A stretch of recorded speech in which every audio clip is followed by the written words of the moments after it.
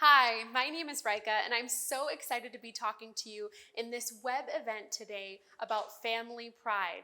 We are going to have some incredible guest speakers today, Dr. Samuel Wood, Brian and Chris, as well as Dawn, to share some insight about the surrogacy and egg donor journey, as well as giving you some tips on next steps in your own journey, if you're willing to start with egg donor or surrogacy. Thank you again, and let's jump right in.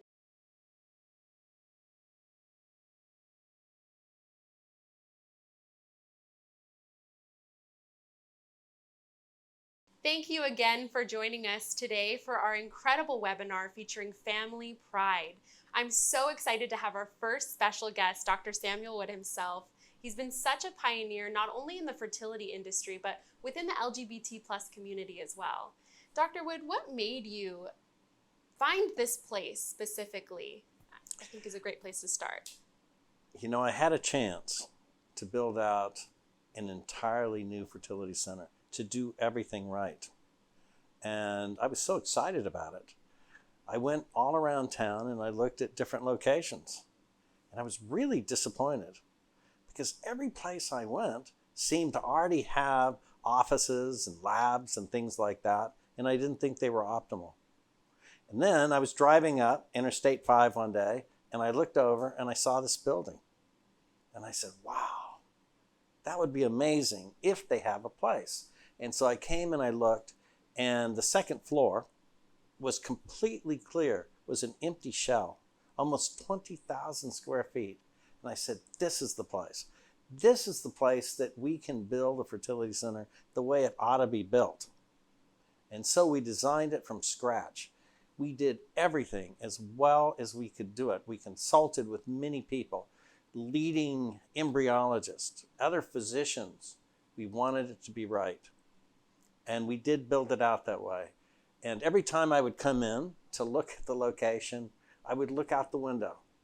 And when I did, I would see the Pacific Ocean. Mm-hmm. And to me, water means life.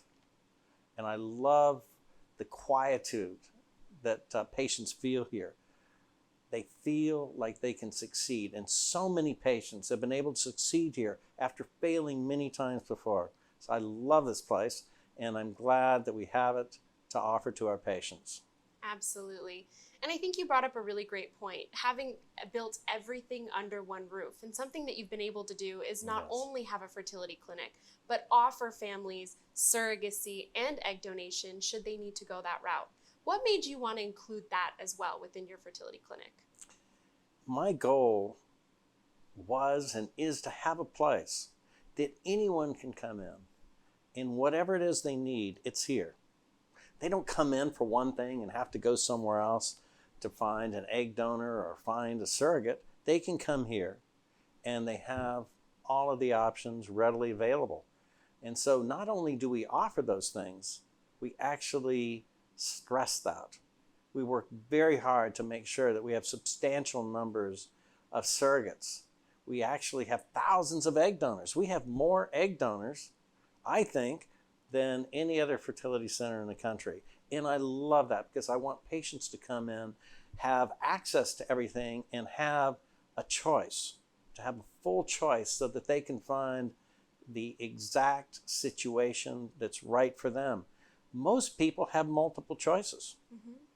And when you offer all of these things and you offer them in an optimal way, I think it's ideal for patients. I do too. And I think something to note as well is that the same physician that is screening the surrogate and egg donor candidates is the same physician that's doing the transfer as well. So it all kind of comes full circle, and the protocol makes it so that the success rates are incredible. And can we talk a little bit about the success rates with surrogacy and egg donation? Is that a good option for people to go through if they're kind of thinking about it? You know, there are different kinds of egg donors and there are different kinds of surrogates, but the traditional method is to use an anonymous egg donor. Mm-hmm. And these women tend to be quite young. Virtually all of them are 25 and under. Mm-hmm. And when you use an egg donor, when you work with an egg donor that's that young, you're going to get high quality eggs virtually every time. So pregnancy rates are extremely high. And almost no one wants to use an egg donor. There are some people that need to use an egg donor, But it's nice when you're trying on your own, even if you're in your 40s or mid 40s, it's nice to know that you can do egg donation and your chance of success is going to be very high. Obviously, people also use or work with other women other than anonymous egg donors. Mm-hmm. It can be a sister, it can be a cousin, it can be a friend, it can be many different things. They can be young, they can be older as well. And so obviously, if you're working with a woman who's in her 40s and she's your egg donor, the chance of success will be considerably lower. Mm-hmm. So this is something we go over with each patient, and we discuss the various options with them and help them make the right choice for them. In terms of surrogacy, we did a study years ago that showed that pregnancy rates are 10% higher if you use a surrogate. But picking a surrogate is not necessarily an easy thing to do. And I know myself because 2 of my children came from a surrogate. And so over the years, I think we've become extremely good at evaluating potential surrogates. And when you pick the right surrogate, you pick the right egg donor, virtually everybody gets pregnant. And it's really, really nice. On the other hand, you have to be very careful, and you can make wrong decisions. And so I think one of the things that we offer is a great deal of experience to help you evaluate different surrogates and find the one that's right for you. Now, something that I remember very clearly is that in the early days, this was back in the 90s, many of the surrogates did not want to work with gay couples, for example. And it always bothered me deeply that they didn't. But we understood. It was kind of a time in this country where we didn't understand things the way we do now. And I was so pleased to read a study a few weeks ago that now almost 70% of Americans fully support same-gender marriages. And I love that. And now with surrogates, we have many that say, we only want to work with a gay couple. And I think it's absolutely fantastic. There's never been a better time to try to become pregnant than now. Yeah. The support, all of the services that are available, it's really simplified things over the years. Absolutely. And I think something that's really special as well is that you have a little bit of news with the LGBT plus community, and something that's happened here in San Diego that you were kind of a pioneer with. Well, we did, as far as I know, the first successful IVF cycle with a gay couple, and this was back in the 90s. And we've taken care of many, many since then. Absolutely. And I love it. It means so much to me because it wasn't that many years ago that they really, that people in that situation, men in that situation, really didn't have a chance. Mm-hmm. And now the chance is extremely high. Now, speaking about the options that they have, what does a gay couple, what are their options as far as sperm and how they create their embryos? Well, I think an important thing to remember is it doesn't matter exactly who you are. In the end, you have to have sperm, you have to have an egg, and you have to have a uterus. And that's what makes this so interesting. As I mentioned before, in terms of egg donation, there are many different places to get an egg. There are many different places to get a uterus. And when it comes to sperm, men do many, many interesting things. And I'll tell you a few of them. It's not as popular as it used to be, but they used to do a mix. So you take both sperm samples, mix it up, and then you would put it in the dish, and you wouldn't know who the biological father was going to be. It was a neat idea. But what happened in the end is that testing needed to be done afterwards. So although it's still done, that's relatively rare. So now what you see usually is a split of the eggs. It's not necessarily a 50-50 split. Sometimes it's 80% and 20%. Absolutely anything is possible when a decision is being made about that. Also, we now have many cases where someone says, we're going to work with an egg donor this cycle, and all of the eggs will be my sperm, and then the next cycle, they'll all be yours. So there are lots of different options in terms of how to make a decision about sperm. And I've mentioned the various possibilities in terms of eggs as well as the uterus. Yeah, definitely.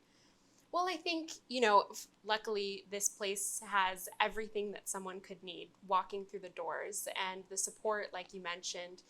What's one piece of advice that you have for a couple or somebody out there that is thinking about starting the journey, but they're maybe a little scared or they have questions? What would be your advice for them? It's the same advice I would give anyone who's seeing a physician, who has a medical issue of some kind. Obviously, there's nothing different or abnormal, anything like that here.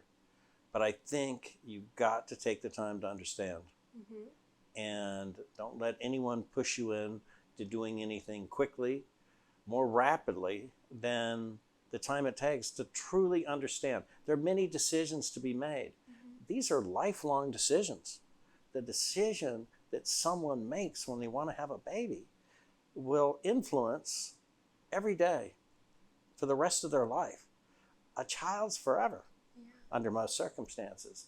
And so we spend a great deal of time explaining what the options are. Mm-hmm. And we want everyone to understand what their choices are and how to consider those choices. And then we listen to them. Mm-hmm. I've always believed that our job is to do whatever the patient wants as well as it can be done. Our job is not to tell patients what to do. Mm-hmm. And unfortunately, too many physicians feel like I understand things and I don't think the patient does. And so they try to push them in one direction or another. I think that's absolutely wrong. Once you tell us, we explain things to you, and then you tell us what you want to do, how you want to do it, then we make sure it's done in the best possible way. Absolutely. Well, Dr. Wood, thank you so much as always for your time. And I'm sure, if you have any follow-up questions, please feel free to schedule a consultation so you have that one-on-one time to create a path that's right for you. Stay tuned because following up, we have Brian and Chris, and they're going to share their story with using an egg donor and a surrogate. Thank you so much. We'll be right back.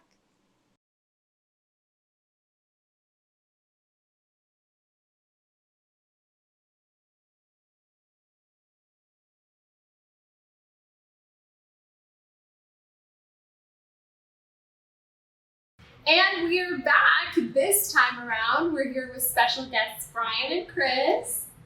And we're so excited to have them. They are both influencers on social media and specifically have shared their journey with surrogacy and using an egg donor as well. How has your journey been right now? Where are we at right now? What's the latest update? It's super exciting. We just found out that we were pregnant how many weeks ago? 3 weeks? 3 weeks ago, which is super exciting. We were going for twins, and we just found out.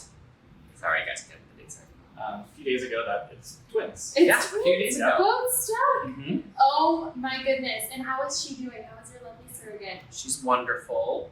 She's saying that she continues to get all of the lovely symptoms, even though they're not so lovely, like the nausea and the back pain. But hey, for us, we're like, great. All good keep signs. Keep doing it, please. The levels are all off the charts for each key leading up to it, so we were pretty confident. We got to see the heartbeat a few days ago. You got to see the first heartbeat. Mm-hmm. Okay. And then two heartbeats. Yeah. Yes. And then on Thursday, we get to actually hear the heartbeats this time around, which we're really, really excited. Oh my gosh, this upcoming This Thursday. coming Thursday. Okay, well, you will be in our thoughts and prayers on Thursday. Thank you so much for the update. Of course. And did you guys transfer one embryo each? Yep, there's one from each of us. Yeah. Same egg donor. Same egg donor. So there'll be biological half siblings. We got one for each. We're really excited. And they both stuck. Oh! Thank the Lord. Oh yeah. And we have the lovely picture as well of both of their embryos. One here is little Brian and one is little Chris. Baby A, baby B. Baby A, baby B. And they're going to just keep growing. And I'm so excited for you guys. But it's been a journey, right? It has been. It's been 15 months since we first started our surrogacy journey. So June of 2020, right smack dab in the middle of COVID. How was that with COVID? Allegedly, because you know the time. I mean, we were hesitant to start during COVID, and we had decided that what was important for us was to buy a new house and get everything set before we're ready for babies, and then one day we both realized, a few months prior to that there's always going to be houses in the world. We want to start a family as soon as possible. We're not getting any younger, and we didn't want to be. Clock is ticking. So we decided to prioritize that, COVID or no COVID. Let's at least start exploring our options. This is even doable. And so you had started 15 months ago. Was that with your egg donor, or at that point you had already created your embryos?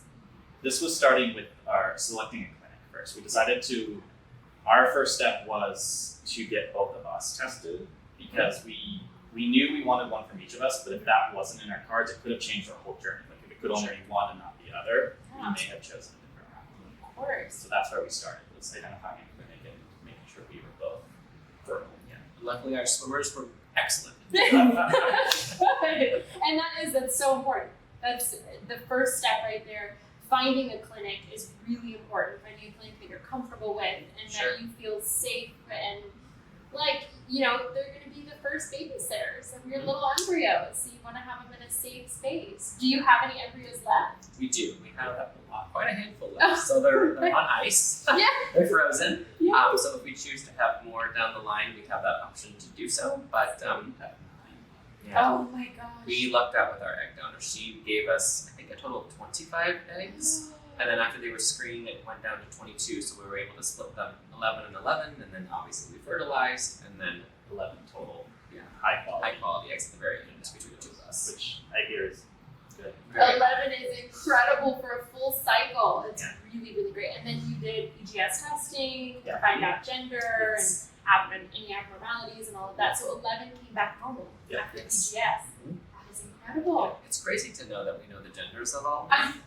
So we know the genders of the babies that we have that are growing now, but we're keeping them on the DL until our gender reveal, probably in November, about halfway through the second trimester. Okay, yeah, around that would be around 20 weeks. Mm-hmm. Okay, perfect. That's typically when you would find out if you didn't know to begin with. Good, and it's important because even though you're going through the pregnancy, you get to kind of experience all the milestones. Having an agency that can support you through that is vital, because there's insurance and there's the OBGYN setting up the appointments and there's legal and there's all these things that it's hard if you don't know the steps.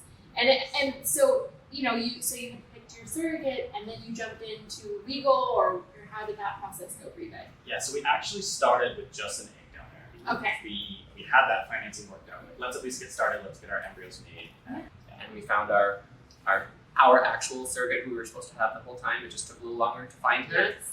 And we could not be happier. We are thrilled and overjoyed to have her. I'm a firm believer that the universe has a plan. So, like you said, whatever faith-based or not faith, just spiritual-based you are, the delays were for a reason. It wasn't the universe telling us you weren't meant to have kids. It's just, it was delaying for some reason. At the time, we didn't know what that was. And I think it was just bringing us to our right person that we matched with. We could build that bond with and hopefully be lifelong friends with this person. I think so. She and I are like two bees in a pod.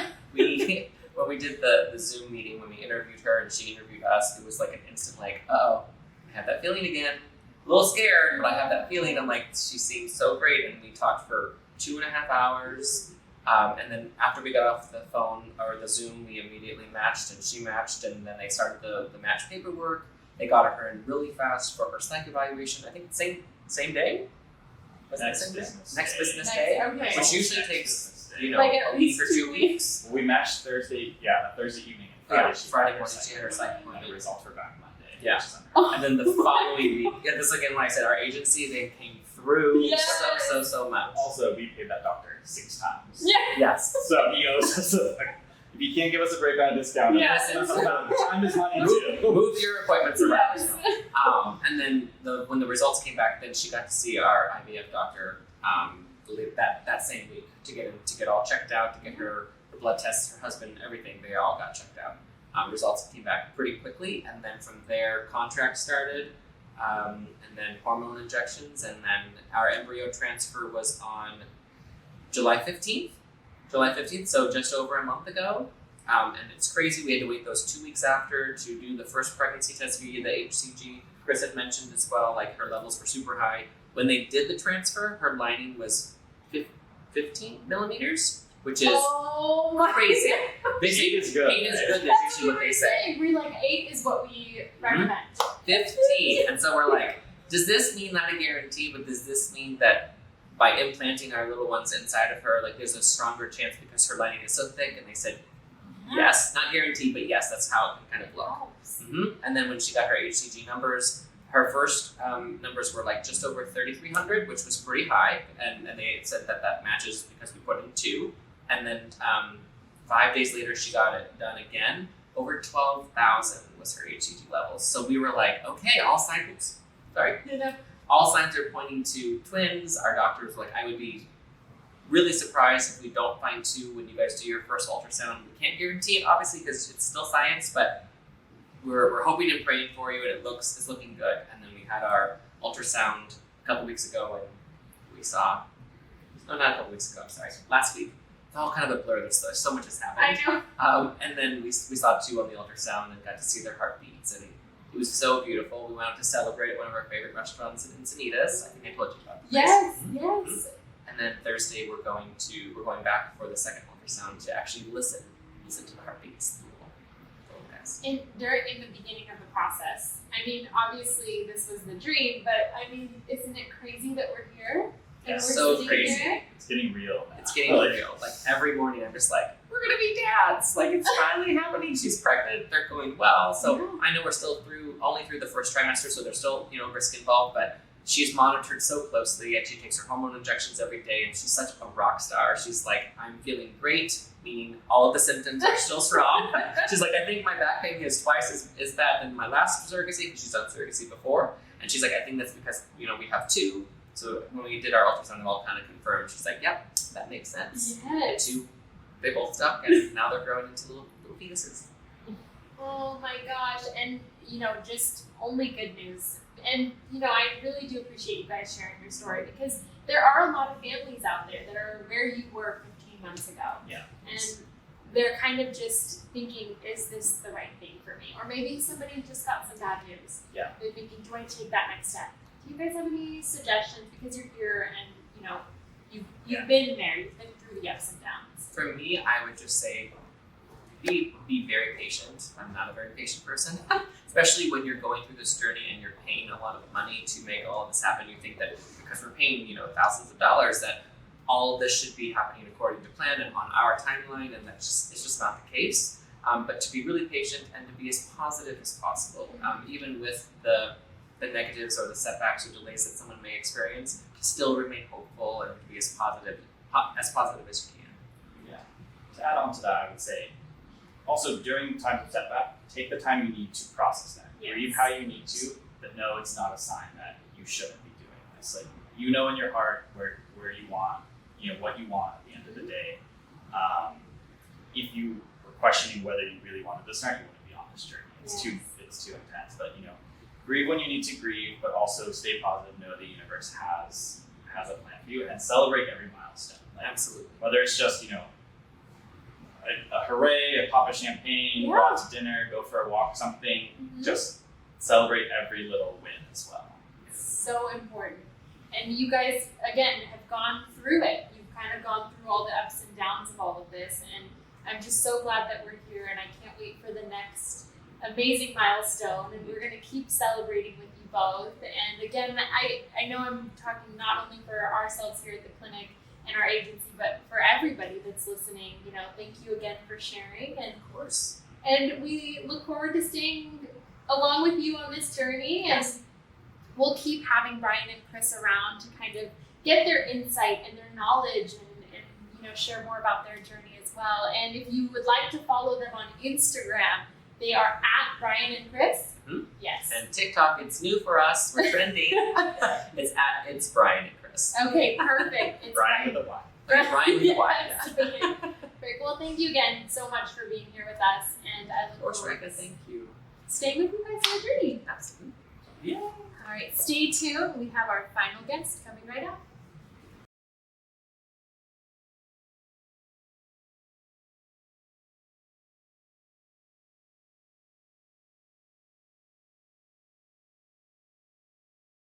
I am so excited to introduce our next really special guest, Dawn, who flew out here all the way from Atlanta, Georgia. Thank you so much for being here with us. Thank you for having us. I think what I'd love to start with is your journey up until this point. How's it been for you? Where are you at right now? And what are you kind of hoping for next steps? Sure. So my husband and I, even before we got married, we decided and had talked a lot about having kids, and that was something that we both had wanted for a long time. And after we got married, we had reached out to Bridget, and she had, through friends, she had coordinated their surrogacy, and she got us a bunch of information and put us in touch with Gen 5. And really kind of started our journey, and so now we have one lovely daughter, and she's just over a year, and now we're starting the next round of surrogacy, and hoping for more kids, so to expand our family. Yes, that's amazing. Was there any specific question before you started that you had about all of it? Oh, there's so many Yes. questions. so many questions. Was there one that was almost a deal breaker? Like you had to know this? I guess like timeline. Some of it is like how long does it take? How much does it cost? How do you get matched with a person? How do you find the woman that's going to donate the eggs? Yeah. So there's so many questions, and all that was there's a lot to learn, a lot to research. We did a lot of online learning and talking to other people that had gone through this. We talked to people at Gen 5, and they helped us as well and sent us some information. So there's a lot of information to learn, but it's a lot, but it's all worth it. And I think like what comes out of it, and like being able to have the family that you want is really like the biggest reward. Yeah. For the time, and it's the timeline is not just the pregnancy like a lot of people think. No, it's not. Like, I mean, you've got to get your financials together. You've got to find somebody who's going to get the eggs. You've got to fertilize them and create the embryos. You've got to do the PGS testing. Then you've got to find a surrogate, and then you have to do the transfer, and then you wait, and then you're checking in with them along the way, and there's a lot of stuff. The pregnancy, there's a lot of stuff. So and then too is you have like a lot of questions from your family and your friends about how this works and everything like that, and how to answer those. So there's a lot of questions along the way on everybody's part. Has the second time around been easier now that you kind of know what to expect? Yes, the second time has been much easier. So now we at least know what to expect, and a lot of those questions have been answered. But still, it's still a lot of like nervous energy of just kind of the anticipation, and like you're ready for the transfer to happen and to get the confirmation of pregnancy, and then just be like, breathe this like sigh of relief, and then go through the pregnancy with the surrogate and kind of and come out the other side. So yeah. The family of your dreams. That's amazing. It's so special to be able to start the family of your dreams, and all here in one facility. Right. Was it nice to be able to do everything in one place, not having to go somewhere for lab work and go somewhere different for an agency, for a surrogate and an egg donor? Is it kind of nice to be able to know that you have one place, especially when you're flying in? Of course. You want to have some of that stress taken off of your plate and not have to coordinate so many things. And Gen 5 and Bridget have been amazing to help alleviate some of that stress and just keep us informed about what's going on, what the next steps are. And like you said, we're on the East Coast, you're on the West Coast. So some of that has been great to kind of have it handled for us. And then two is we can't make the appointments with some of the surrogate and stuff like that. So we've had some of the surrogates do video calls with us and kind of keep us informed, or send us a message to give us a photo of the ultrasound or something like that. So we feel like we're here, and exactly. And the journey is we're here and kind of coming along with it, instead of like, okay, you're getting a report and it's more impersonal. It's very friendly, and just you feel included in everything. Which is so important, because it's just as much your journey too. Exactly. That's so special. I think talking a little bit about that, the journey of it, what is your advice to families that are at the very start, that don't know if financially they can do this or emotionally if this is something they can do? What's some advice that you have? I guess really just think if this is really what you want and how important is it to you. I wish we had started it sooner. We've both wanted kids for the longest time, and the older you get, the harder it gets to raise them, and the energy levels that you have. Little kids are a lot, and they're worth every second, but they do take a lot of energy. So the longer that you wait, the less energy you're going to have to devote to that. So I wish we had started earlier. And maybe use some of the resources to borrow some money instead of saving up as much and kind of waiting. Okay, we feel like we have to get to this point. Yeah. Just go ahead and jump in and do it. If this is really like a dream that you have, don't wait on your dreams. Make them a reality much sooner. So. Wow, that's really great advice. Thank you again for joining us today. We have had such an amazing time speaking to you all about family pride. And again, don't forget, just by joining this webinar, you will receive $500 off of any package of egg donation or surrogacy today. So sign up for your consultation, have some time with Dr. Wood to talk about a one-on-one plan that's right for you. Thank you again for joining us, and we can't wait to talk to you soon.